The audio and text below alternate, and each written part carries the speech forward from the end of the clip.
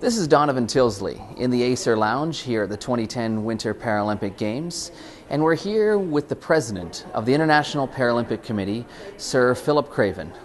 Good to have you, sir. Thanks a lot. It's great to be in the village. Now, Sir Philip, tell me, as the President of the IPC, what is the IPC's mission in your mind? Well, we've got our vision. It would take me about half an hour to talk to you about the mission, but the vision is to enable Paralympic athletes to achieve sporting excellence and inspire and excite the world. And probably that second word, enable, is the most important word in the vision, because it's not about us doing it for anybody, it's about the athletes doing it for themselves and us supporting, helping, providing the stage upon which you can perform. Now, Sir Philip, I think you and I both agree that technology has evolved over the years. 15 years ago, there was no such thing as the Internet and the World Wide Web, and now look at where we are now.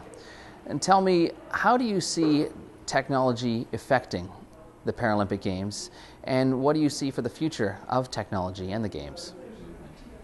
Well, I think it's made this instantaneous communication possible. I still view it very much as a tool. I don't view it as the world or life itself. But if when I'm only a few months off being 60, I'm using internet and doing about 60 emails a day, answering them and then sending my own off. It's just a great way to keep up to the minute. And I'm sure that if I'd have had, Acer's internet and computer technology when I was at Heidelberg in '72, I'd have been keeping in touch with all my friends and family, and otherwise you had to find some German money, go to the coin-operated telephone maybe half a mile away from where your room was, and so you very rarely phoned home and kept in touch with them. So it's obviously changed, it's going to continue to change, but I'm not at the forefront of it. I have to be guided, and that's why Acer, if they can do that for me, that would be great. Now, compared to the Olympic movement, the Paralympic movement is still a fairly young one. And I'd like to know your opinion on the role of sponsorship to the success of these Games.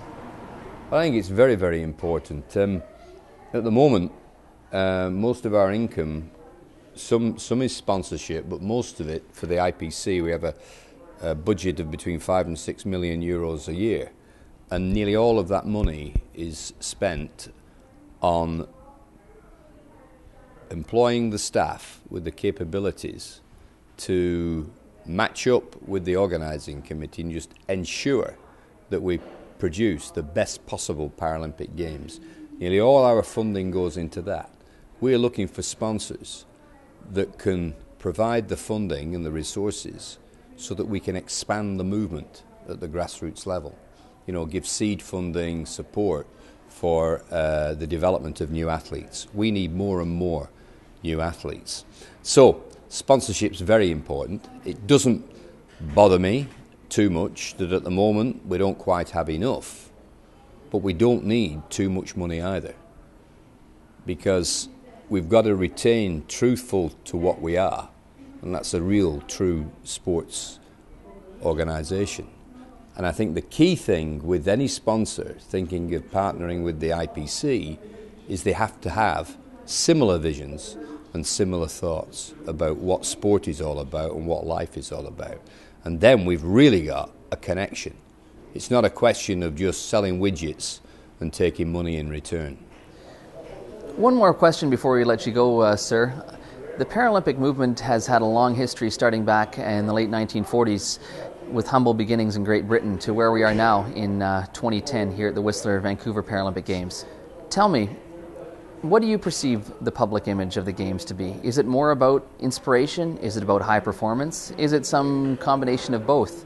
And how do you expect to see that change in the next 10 years? I think it's about both. I think that most certainly we know it's about high performance. We only need to go out on the slopes or down to Callahan Valley or to the sledge hockey arena or wheelchair curling. It's about performance.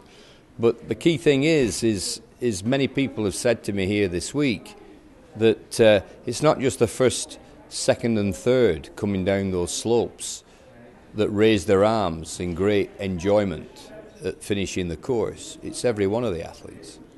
And so it's undoubtedly the case that Paralympic sport inspires nearly everyone all over the world. All Canadians are being inspired by the television coverage, and they're having they probably have, that word disability is such a negative word. I've removed it from the lexicon as far as I'm concerned. Paralympians aren't negative, they're incredibly positive. And that's what people see when they come to the games. And so they say, hey, if these guys and girls can be so positive, why can't I in my life? And disability doesn't come into it. I'd like to thank you, sir, for coming out to speak with us here at the Acer Lounge. Enjoy the rest of the games. Real pleasure. Thank you. I've really enjoyed being interviewed by you. Oh, thank you. It's been great. No, really great.